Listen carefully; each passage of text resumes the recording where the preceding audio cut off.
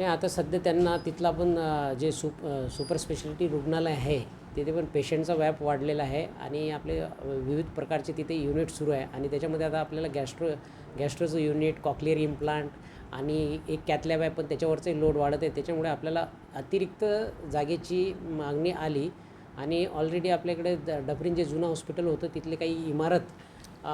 तिचा भाग खालीच आहे आणि तो उपयोगात आणण्यासाठी जेणेकरून की रुग्णसेवा होणार आहे, त्याच्यामुळे आपण तो भाग सुपरचे काही दिवसासाठी त्यांना वापरण्यासाठी दिलेला आहे, जेणेकरून रुग्णांची गैरसोय होणार नाही.